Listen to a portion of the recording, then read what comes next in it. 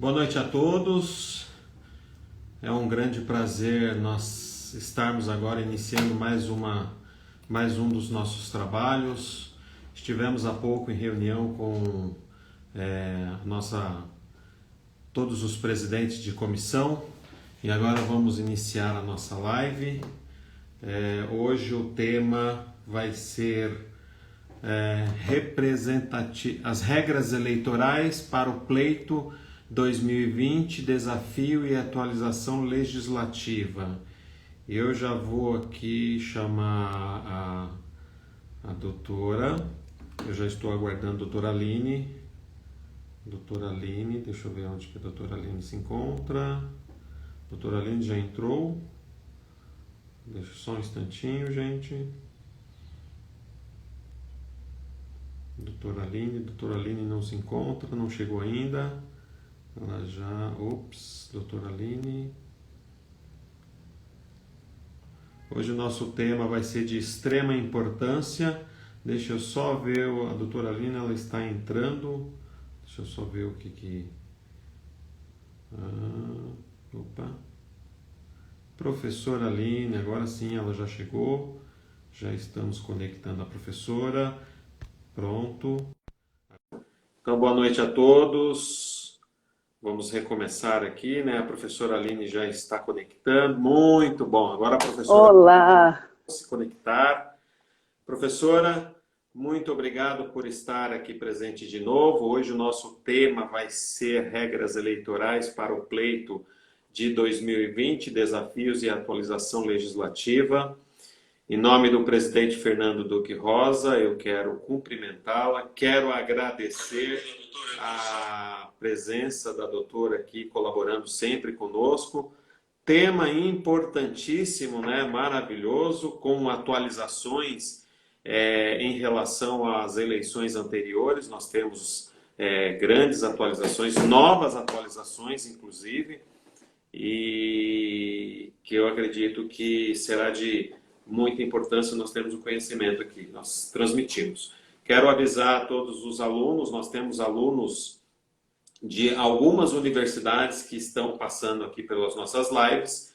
A UAB Diadema ela vai conferir o certificado de participação para horas complementares. Basta até o final da live enviar um e-mail para diadema@uabsp.org.br até o final da nossa live. E aí nós vamos emitir os certificados.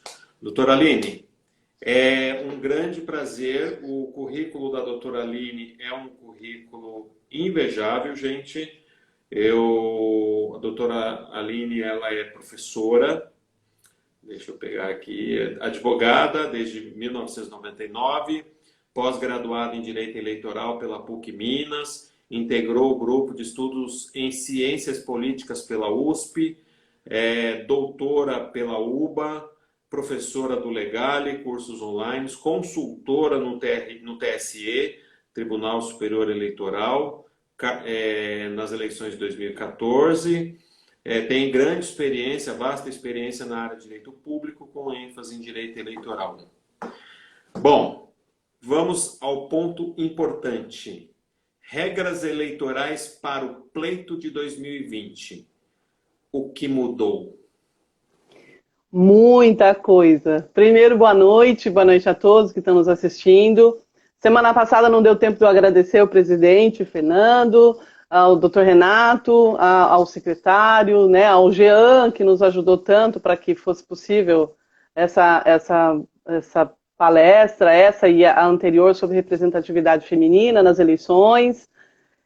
Gostaria de deixar um beijo para todos os colegas aí da subseção de Diadema, né? A todos que nos assistiram, que mandaram perguntas depois, que pediram maiores esclarecimentos. Foi uma live bem interessante, né, a passada.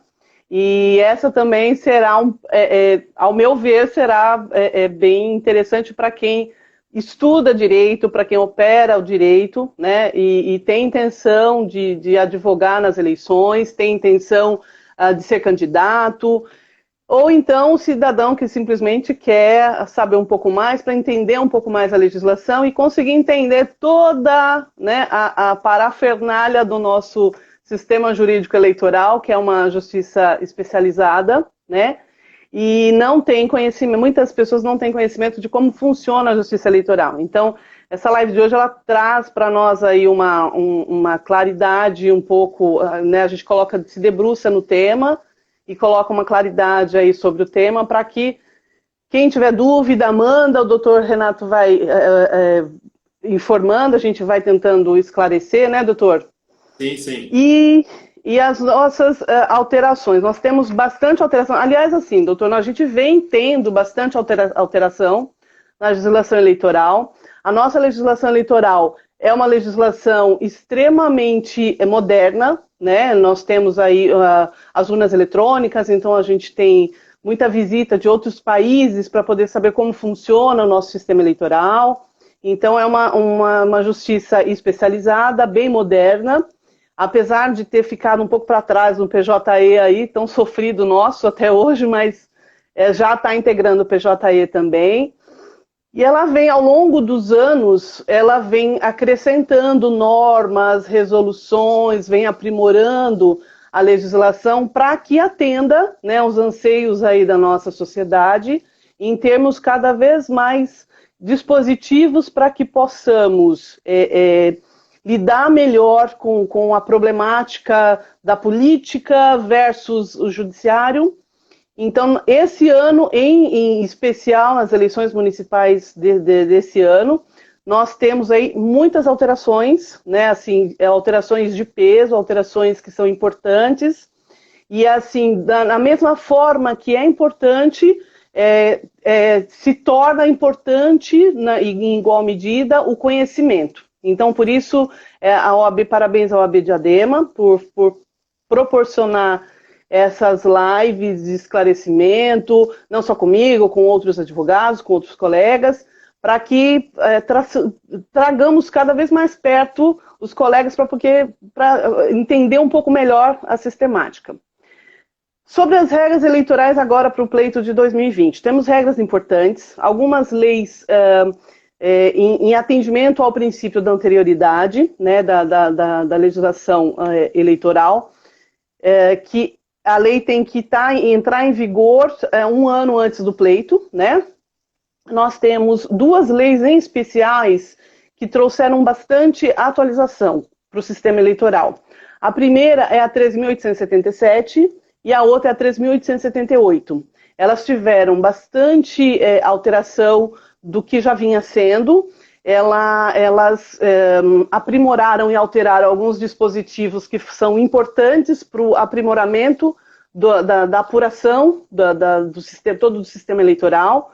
Então, é importante nós dizermos que, por exemplo, a legislação 13.877, ela alterou a Lei 9.096, de 95, ela alterou a 9.504, que é a Lei das Eleições, ela alterou 4.737, bem assim, que é do Código Eleitoral, ela alterou a 13.831, de 2009, e a CLT, inclusive, porque ela mexeu em alguns dispositivos da consolidação das leis do trabalho. Então, para dispor sobre essas regras que vão ser aplicadas nas eleições, ela revogou alguns dispositivos da Lei 3.488 de 2017, que já tinha sido a mini-reforma eleitoral, e ela revogou, inclusive, alguns dispositivos que tiveram alguns ajustezinhos ali para poder melhorar. E a 13.878, ela alterou as regras eleitorais, principalmente o funcionamento dos partidos políticos, né? No que trata de limite de gastos, das campanhas dos candidatos. Então, assim, houveram alterações para prefeito, para vice-prefeito e para o cargo de vereador já nessa eleição desse ano. Então, as principais alterações, doutor, antes da gente passar para as principais alterações, eu gostaria de fazer algumas considerações. Este ano, em especial, nós não teremos coligações partidárias. O que são coligações partidárias?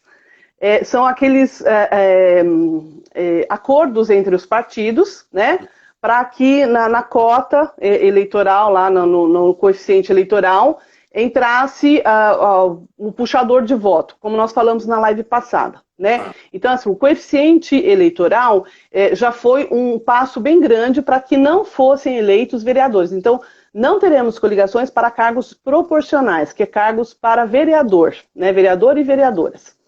Nós não teremos as coligações. Mantiveram as coligações para prefeito e vice-prefeito, mas para os vereadores foi retirado. Então, isso é um ponto importantíssimo, que nós não teremos os puxadores de voto. Isso que eu ia dizer. Isso significa, então, que os candidatos deverão contar com o próprio voto.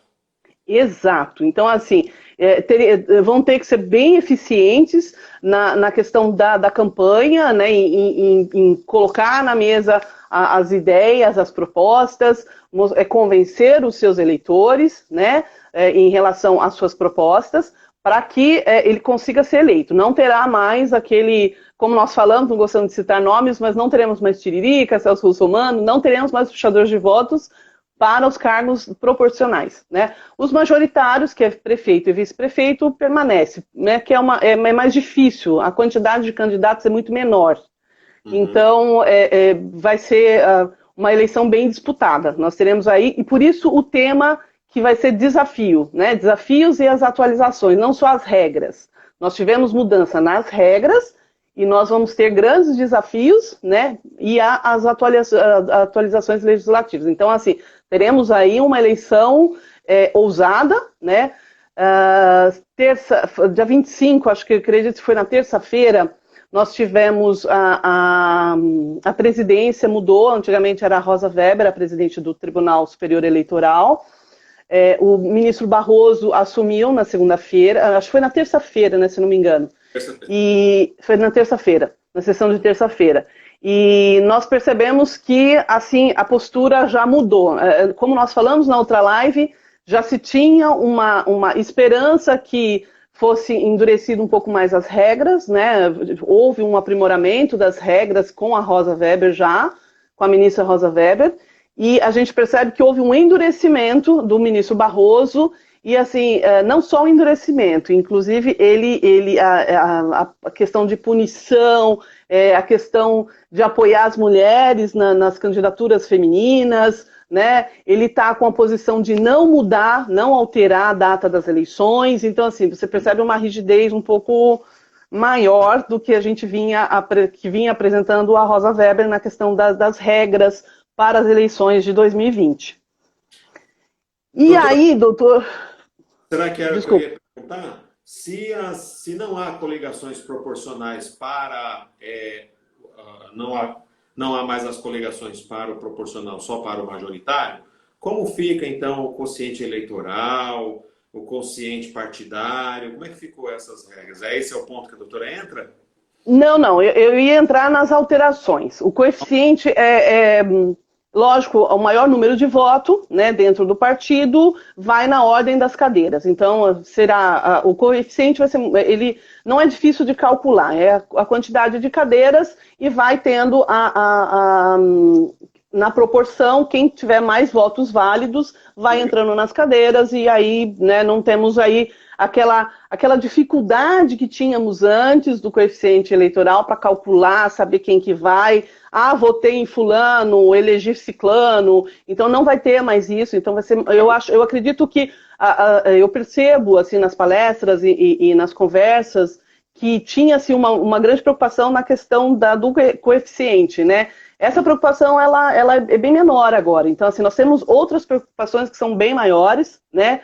E não são preocupações só para as eleições e para a posse lá no dia 1º de janeiro. Nós temos preocupações posteriores, porque com essas alterações das regras e das normas, quem não andou redondo nas eleições e fez tudo certinho, vai ter um machadinho ali no pescoço e talvez assuma, mas seja cassado depois, né? Então, o coeficiente é o menor dos problemas agora. Nós temos um problema muito gigantesco aí para os candidatos, né?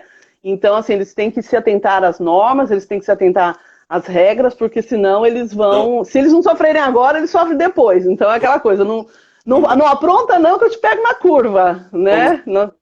Vamos às regras, porque o ministro Barroso já mandou vários recados, né? Exato, exato. Bom, nós tivemos, as principais alterações foram no limite de gastos, né? Nós tivemos uma mexida aí nos limites de gastos, que o valor máximo para prefeito vai ser o equivalente ao limite, tá, para os respectivos cargos nas eleições de 2016. Então é feito um cálculo, né? Que ele é atualizado pelo Índice Nacional de Preços do Consumidor, o IPCA. E aí é oferido pela Fundação Instituto Brasileiro de Geografia, né, e Estatística, o IBGE, para poder atualizar esse valor e esse índice, ou qualquer outro índice que for substituível, para que tenha o teto lá do limite de gastos na campanha. Nas campanhas de segundo turno das eleições para prefeito, quando houver e onde houver, o limite dos gastos de cada candidato, né, será de até 40% do limite previsto na lei. Então, nós temos aí uma mexida no limite de gastos, não é mais faz o que quiser e declara o que quiser, não vai ser assim. Alguns cuidados vão ter que ser tomados, principalmente com despesa de pessoal e despesas com automóvel, aqueles carros de som, vai ter que ser tomado alguns cuidados, porque toda a prestação de conta ela tem que ser detalhada, tem que ser bem detalhada, e com a identificação do CNPJ do candidato, né, não pode mais nome de terceiros. Uma informação importante, empresas estão proibidas de doar, né, nós vamos chegar lá na doação, mas empresas não vão poder doar, então candidatos não recebam doações de empresas, tá? Empresas não doem, porque está proibido.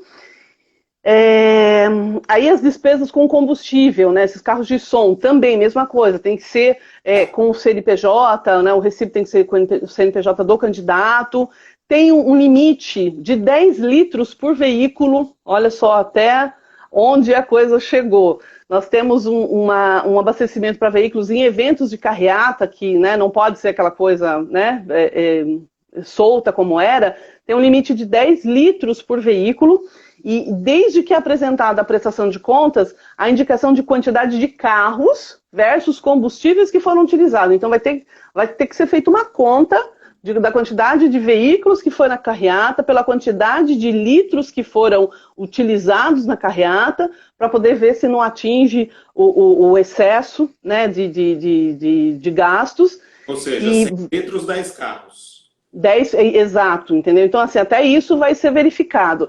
E aí vai falar, não, isso não vai acontecer. Vai acontecer. A punição é um pagamento de multa de 100% a quantia do valor que exceder, né? Então se paga o dobro do que foi excedido. Pode o candidato responder por abuso econômico, tá? E, inclusive, conforme o previsto no artigo 22 da Lei 664 de 90, que é a lei da inelegibilidade, ele pode sofrer outras condenações, né, outras sanções cabíveis. Isso está na resolução do TSE do 23607 de 2019, que foi editada em dezembro. Então, assim, é bem recente, é uma coisa bem atual, é bem recente.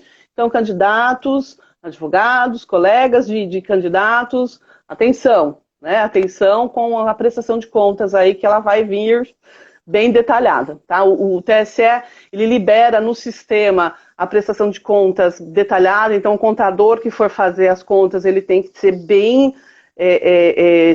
experiente em prestação de contas, para poder detalhar isso de uma forma bem correta. Tem que estar atualizado, porque mudou a legislação, então cuidado, né? Vamos tomar cuidado. Aí temos, em questão de limite de gasto, nós temos também o autofinanciamento, né? Antigamente, o candidato que tinha um poder econômico maior, ele financiava a sua própria campanha, ele, né, comprava santinho, camisetas, bonés, essas coisas. Isso não pode, está proibido, tá? Esses brindes estão proibidos. Então, a gente vai chegar no ponto do que pode, mas por enquanto são as regras do que não pode. Então, autofinanciamento, nós temos ali um texto na Lei 3.878, que ela limita esse autofinanciamento em até 10% do que o candidato declarou no imposto de renda como renda efetiva dele, no imposto de renda do ano anterior, que seria nessa declaração que ele vai fazer agora. Então, ele só pode financiar a própria campanha com 10% do rendimento que ele declarou para a Receita Federal. Tá? Não pode ser além, porque também entra no abuso, né, do poder econômico. E a vaquinha? Isso. Então, nós vamos chegar na vaquinha, que no impulsionamento, nas vaquinhas, nós vamos chegar lá. Eu estou indo por ordem para ficar bem didático. Bem didático.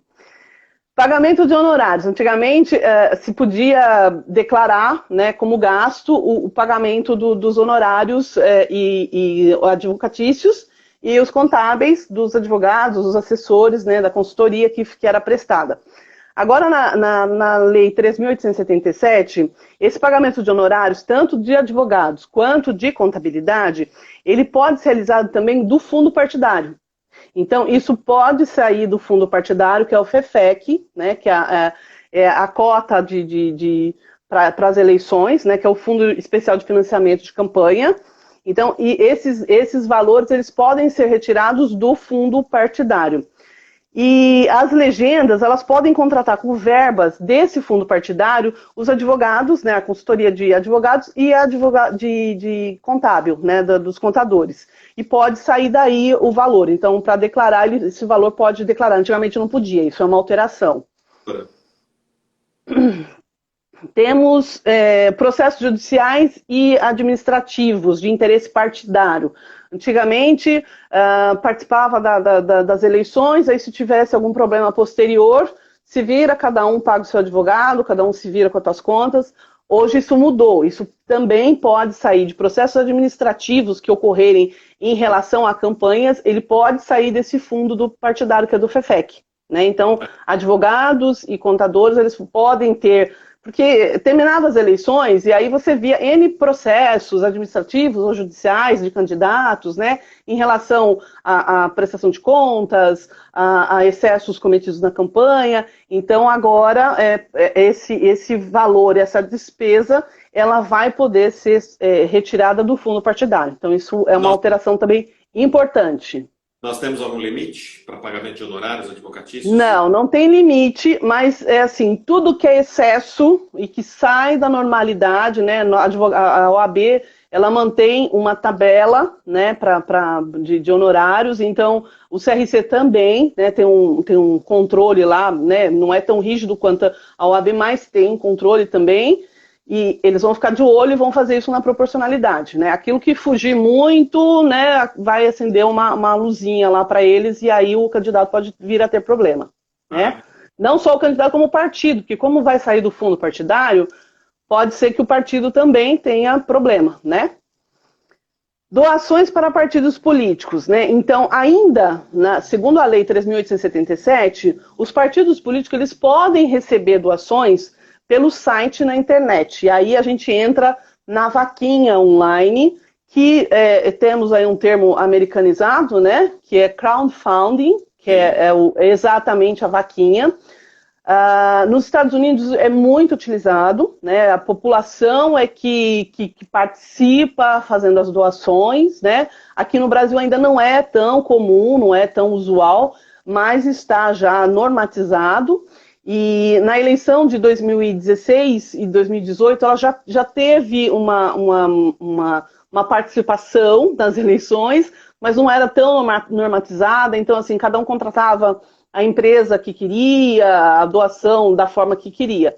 Declarava-se, né, era obrigatória a declaração, mas não era normatizado como foi agora. Agora o que acontece?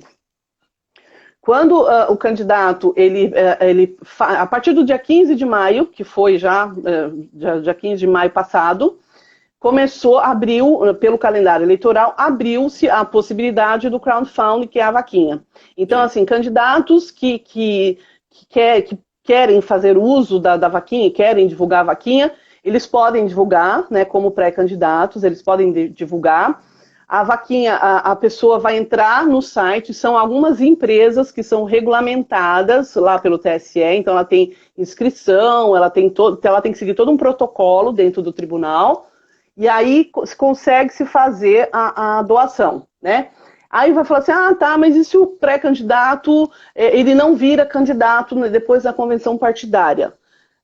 Aquele valor descontado lá, as operações, né, o IOF, as operações financeiras, ela é devolvida para a pessoa que fez a doação, se o candidato que ela fez a doação, fez a vaquinha, ele não registra a candidatura. Então, o que vale é o registro da candidatura. Ele pode sair pedindo, né, doação, mas se ele não registrar a candidatura no TSE, aquele valor que foi feito para ele volta para os doadores, né, descontadas as despesas de operação financeira. A professora falou que já está valendo desde 15 de maio. 15 de maio. Desde o dia 15 de maio, o crowdfunding já tá aberto pelo tribunal. Tem as empresas que são fizeram uma associação, né? Foram liberadas, apresentaram toda a documentação para o tribunal, e aí, a partir dessas empresas que as pessoas vão poder fazer as doações, né? Então, está mais organizado.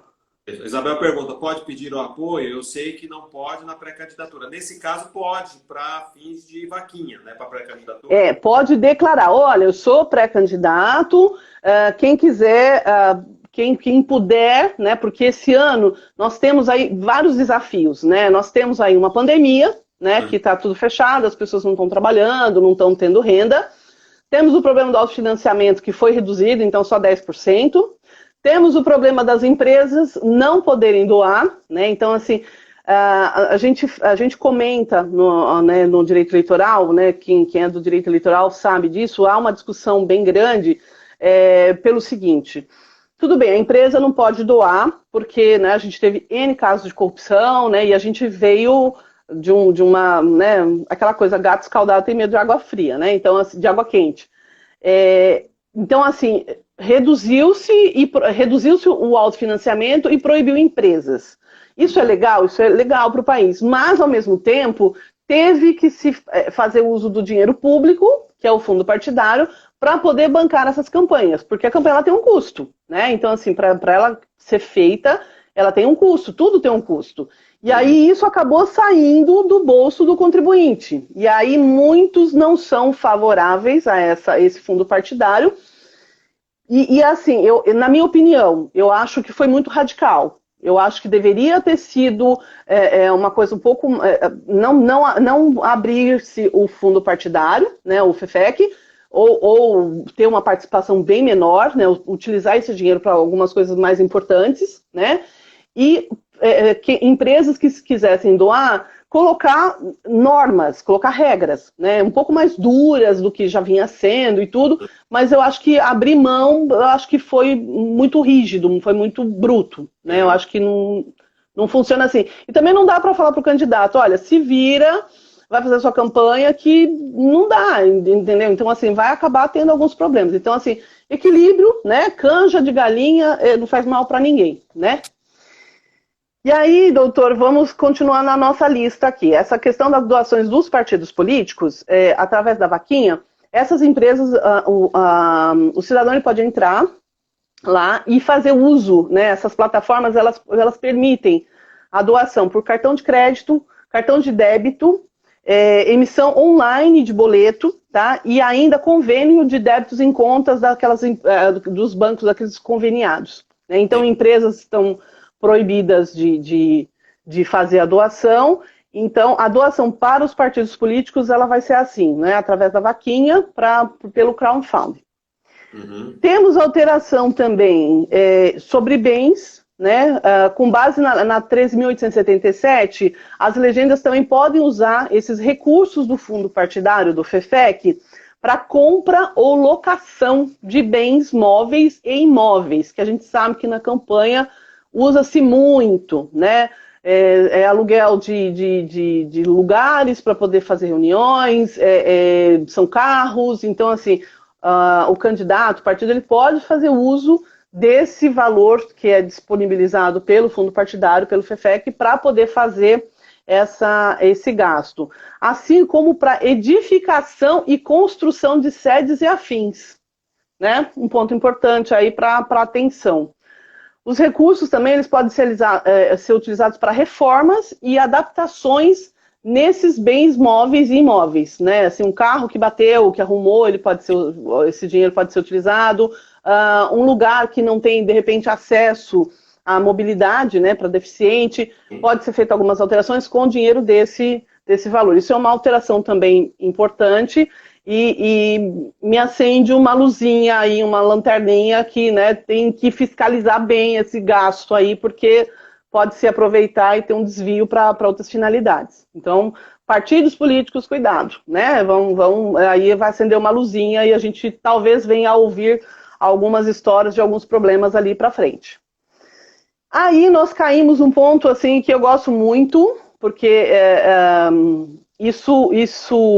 esse ponto, essa alteração, ela demonstra que a modernização que eu falei no início, né, que a justiça eleitoral é uma justiça moderna, é uma justiça prática, né, e ela faz uso dessas novidades, né, com frequência, mas ela regulamentou, que são os impulsionamentos por redes sociais, né? Aí nós entramos num leque gigantesco, tá?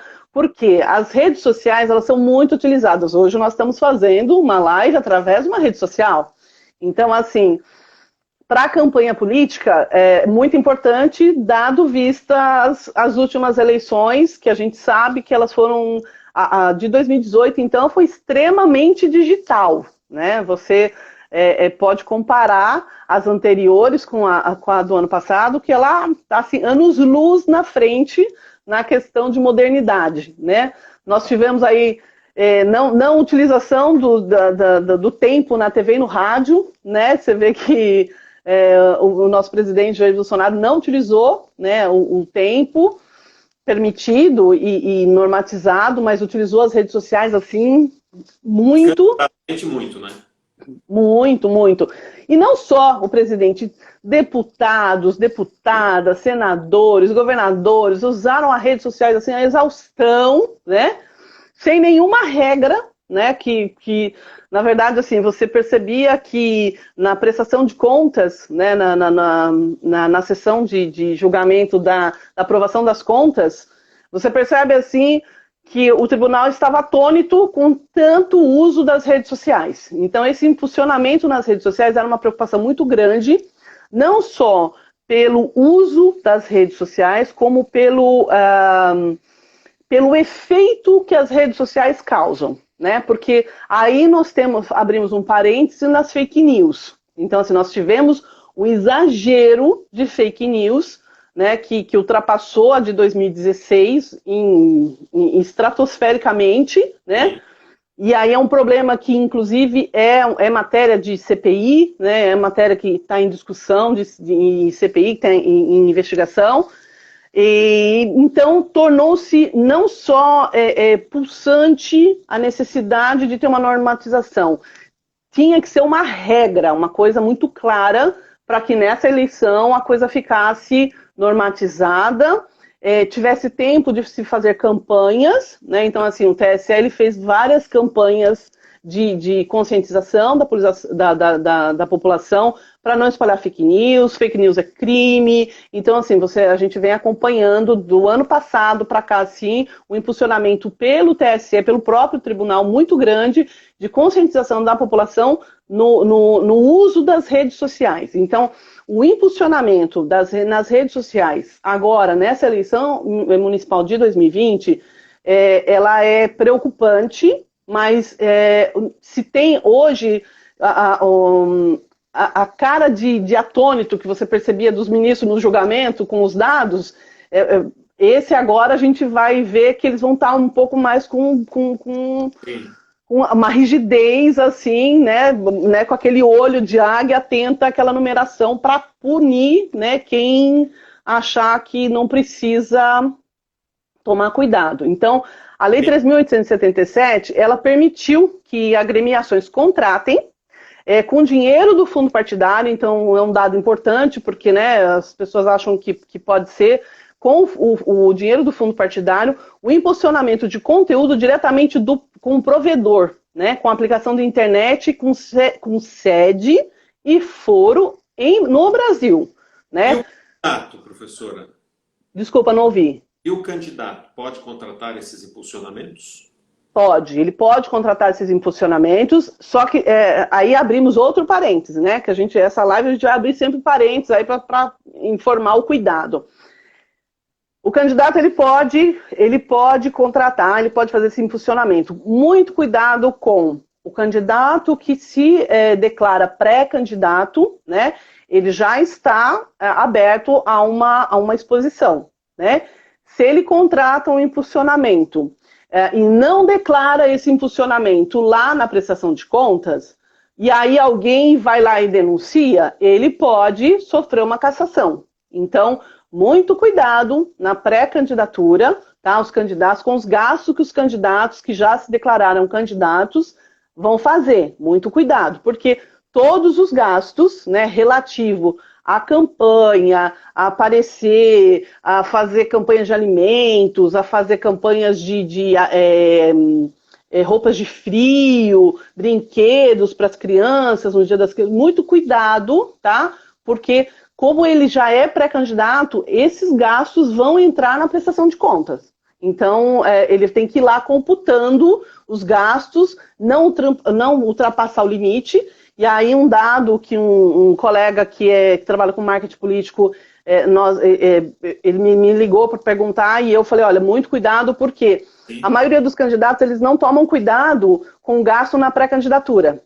E aí, durante a campanha, ele não tem limite para gastar, porque ele já gastou tudo na pré-campanha. E aí ele não consegue fazer. Se ele fizer, vai dar abuso de poder econômico. Então, cuidado, saiba dosar, né? Tem que saber dosar bem esse gasto. Esses impulsionamentos pela internet, é bom fazer sempre pelo cartão de crédito do candidato, porque aí fica fácil. Se o tribunal... É fácil de comprovação. Uhum. Se o tribunal for investigar e pedir uma comprovação, é só puxar o extrato e vai ter a comprovação ali. Então, assim, evite fazer com cartões de outras pessoas, evite pedir para outras pessoas fazerem, porque uma pergunta que me fizeram ontem, doutora, mas e se eu pedir para outra pessoa fazer? Quem que é o candidato? O candidato responde pela imagem dele, né? Pela candidatura dele. Então, se for constatado, né, isso...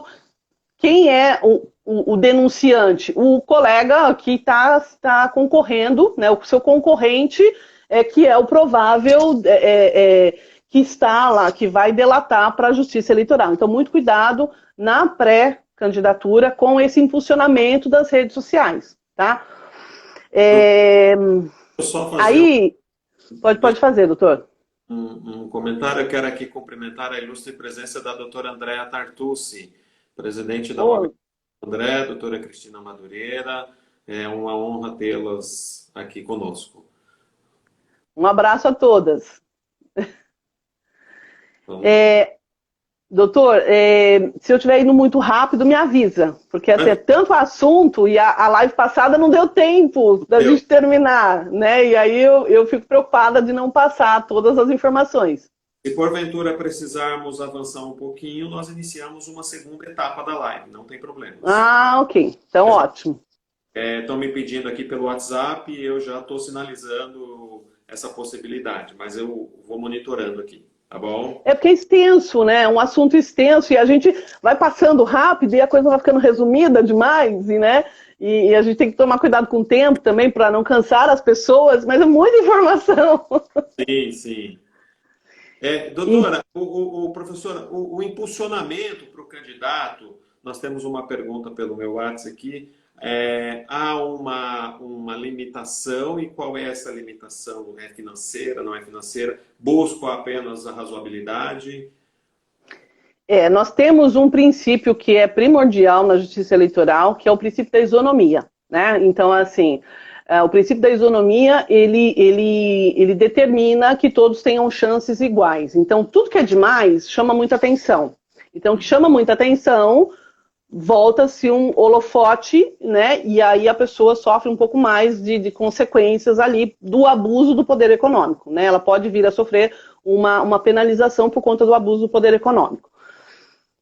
Qual é o limite? Não tem limite de impulsionamento. Mas tem que se tomar cuidado com o valor do limite de gastos. Então, veja, o autofinanciamento é 10% do valor que foi declarado lá no imposto de renda, né? Nós sabemos que é usual, né, se declarar o real para baixo do que se tem de renda por conta da condição do imposto de renda. Então, Sim.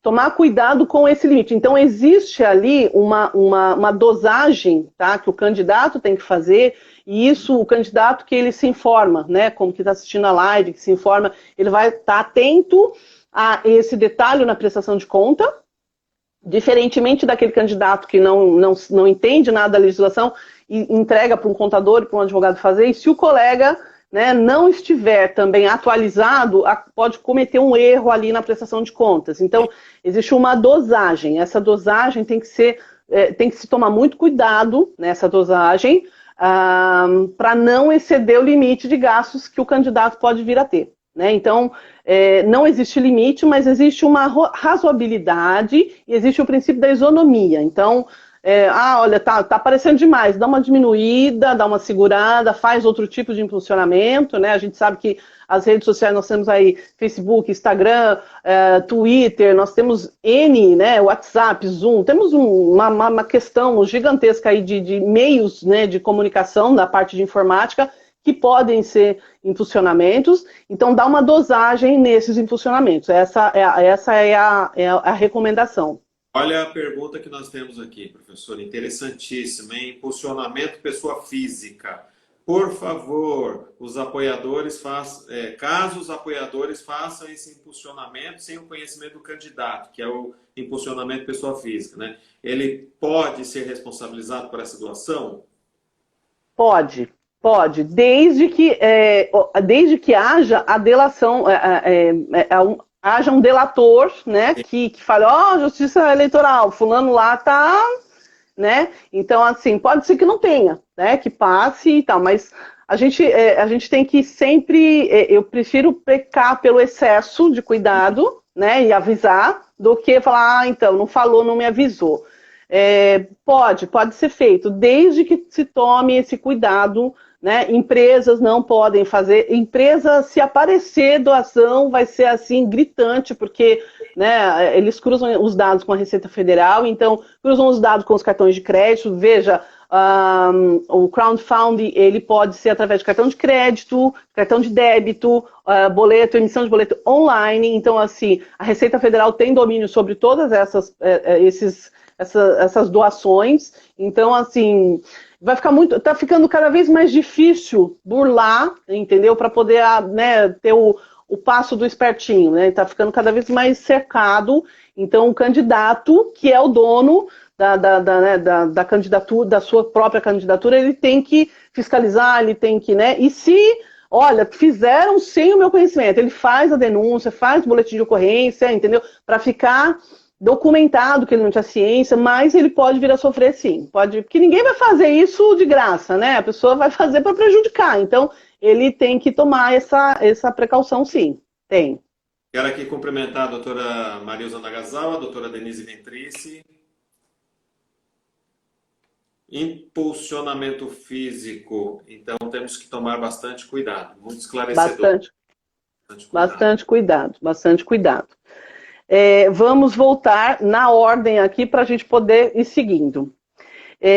Então, esse impulsionamento, ele pode ser feito, essa regra, ela inclui a priorização paga de conteúdos de busca, mediante pagamento de boleto bancário, depósito em conta eletrônica diretamente para a conta do provedor, né, da Facebook e tal, Instagram, e que deve manter conta bancária específica para receber os recursos dessa natureza. Então, o candidato, quando ele ainda é pré-candidato, é óbvio que ele vai fazer isso na conta pessoal dele. Então, ele já tem que, ali, o interessante é ele já ter ali aquele caderninho dele, anotando os impulsionamentos que ele está fazendo na pré-candidatura, por duas razões.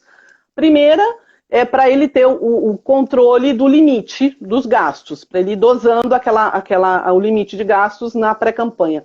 E segundo, para ele, depois, quando chegar, né, a conta lá no extrato, ele passar essa informação para o contador e para o advogado para fazer a prestação de contas. Por quê? Esses gastos de pré-campanha, ele entra na prestação de conta. Então, até a pré-campanha, ele não consegue fazer a abertura de conta para a campanha, específica da campanha para ele ter o CNPJ dele, né? Então até lá é bom ele vai fazer isso na pessoa física, mas é bom ele ter essa anotação para ele ter esse controle, né? Esse tipo de transação, ela é proibida, né, até nos 180 dias anteriores à eleição, então também tem que tomar cuidado. Tem que tomar cuidado com o valor do gasto, tem que tomar cuidado com o tempo que faz. Então, veja, o candidato nessa eleição, ele tem que estar muito bem informado para ele poder não cair ali na trama, né, e vir a sofrer um processo de cassação por abuso econômico, por qualquer informação que seja fora da normatização que o TSE está passando exaustivamente desde o ano passado. Então, ele tem que contar 180 dias antes do pleito. Aí a gente entra num outro parênteses, doutor. Nós tivemos na terça-feira a posse do ministro Barroso na presidência do Tribunal Superior Eleitoral. Sim. Já vem se discutindo, desde quando começou a pandemia, em fevereiro, março, já vem se discutindo um adiamento do período eleitoral, né? Você percebe, na live passada nós falamos isso, se percebe que o tribunal não tem intenção de adiar as eleições, né? Todos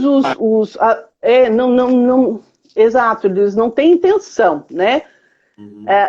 Percebe-se que eles já estão fazendo todos aqueles preparativos para a eleição, eles estão fazendo online, home office, né? Os servidores estão fazendo home office.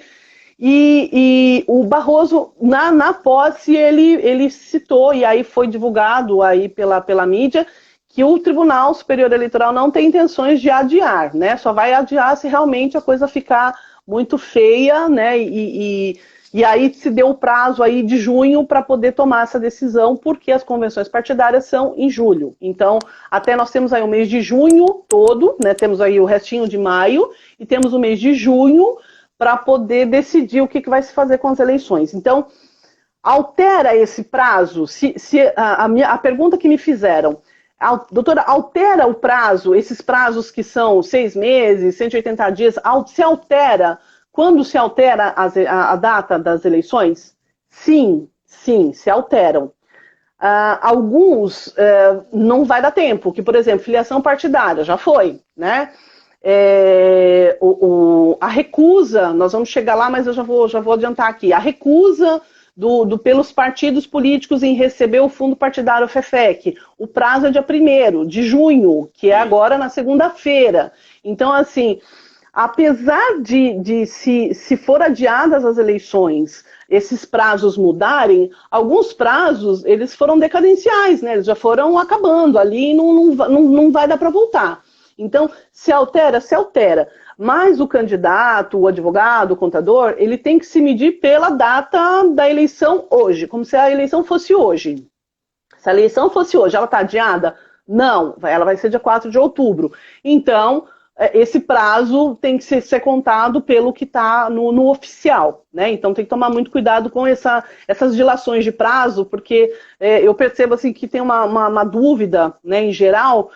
Doutora, se adiar, né, vai alterar, mas se atente ao prazo que está oficialmente pelo tribunal. Então, pelo tribunal, ainda a eleição é dia 4 de outubro. Né? Pode ser que mude? Pode, mas a priori não. E aí nós vamos para o registro de partido, a alteração do registro de partido político. A Lei 3.877, ela também permite o requerimento de registro de partido político seja dirigido no cartório de registro civil de pessoas jurídicas, localizada na sede da agremiação. Isso foi uma alteração imposta lá pelo Ricardo Lewandowski, o ministro, e para quê? Para que facilitasse o registro dos partidos políticos nas capitais, porque senão tudo tinha que levar para Brasília para fazer, isso levava-se tempo, custo. Então se permitiu uma alteração também importante para os partidos políticos, que esse registro seja feito na cidade, né, localizado na sede da agremiação. Então se for em São Paulo, né, para poder facilitar, né, porque os diretórios eles vão ter que ser municipais, né, nessas eleições.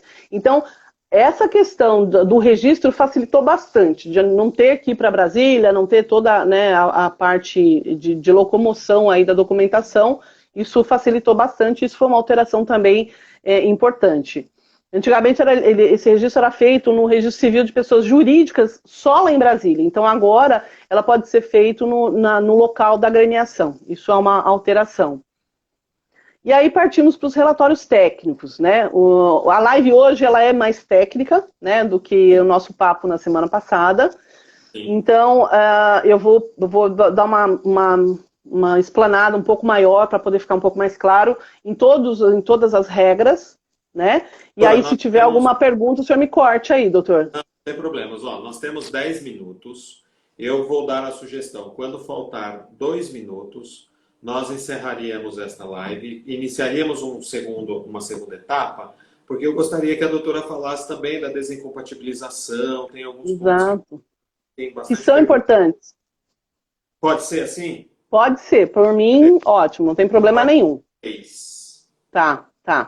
Beleza. Então fica aí o aviso aí para quem está nos assistindo, né, para voltar depois que a gente vai continuar, porque não dá tempo, uma hora não dá tempo. Uma hora seria só para passar os pontos e não adentrar neles, e aí a gente não divulga a informação, né? A gente só repassa a informação. Sim, então fica a sugestão aí do doutor, eu acho válida, eu acho bem bacana para a gente poder passar o conteúdo completo. Legal. Vamos então só terminar o relatório técnico aqui, que aí eu acho que dá tempo. Esse relatório técnico, o que é? É um dispositivo que foi acrescentado pelo artigo 34 na Lei 9.096, que é a Lei dos Partidos Políticos, e lá em 95.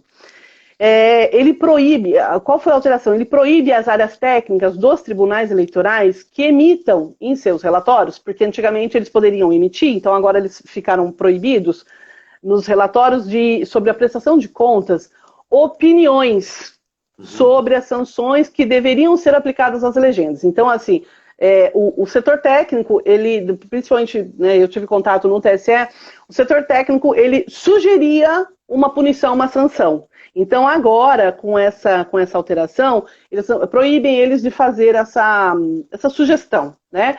Então, cabe apenas ao magistrado, né, no caso dessas eleições nos TREs, né, nos regionais, pronunciar o juízo de valor dos casos. Então, aquela opinião do servidor ali da Justiça Eleitoral em questão de punição, olha, eu acho que o partido devia ser punido com tal coisa, ele proíbe, né? Então, isso eu achei bem importante, eu achei bacana, porque não influencia o magistrado na decisão, né? Eu acho que a parte mais primordial de um juiz é o juízo de valor, né? Isso não só na justiça eleitoral, em qualquer área da nossa justiça, no criminal, no civil. Então, se o juiz já chega, se o processo já chega maculado ali, né, para o juiz, com o juízo de valor de uma terceira pessoa, eu acho que influencia. Não influencia, a gente sabe que influencia, quem vive, né, trabalha com direito, quem trabalha com advocacia no dia a dia sabe o quanto isso é importante.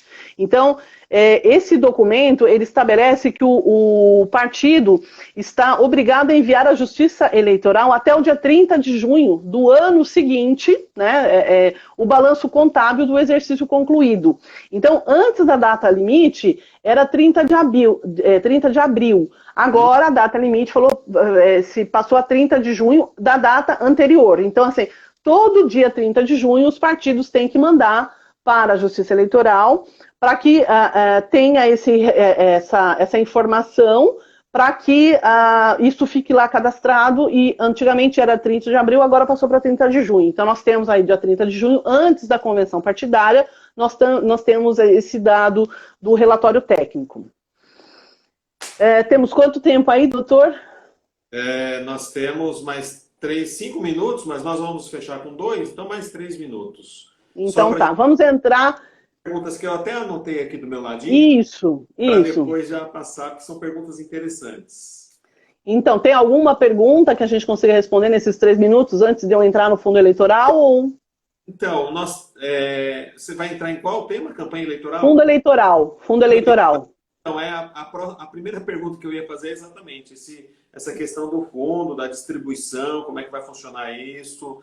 Vamos fazer o seguinte, então, doutora, vamos encerrar essa live faltando 5 minutos e já Tá. na sequência iniciamos uma segunda, porque aí a doutora não é interrompida. Pode ser assim? Pode ser. Melhor então, melhor. Então, nós vamos fazer isso porque a doutora não é interrompida. Eu peço que todos permaneçam aqui, voltem, porque nós vamos continuar. Maravilhosa palestra, doutora, sem... Ah, Tá bom? Vou encerrar e já vamos reiniciar. tá joia.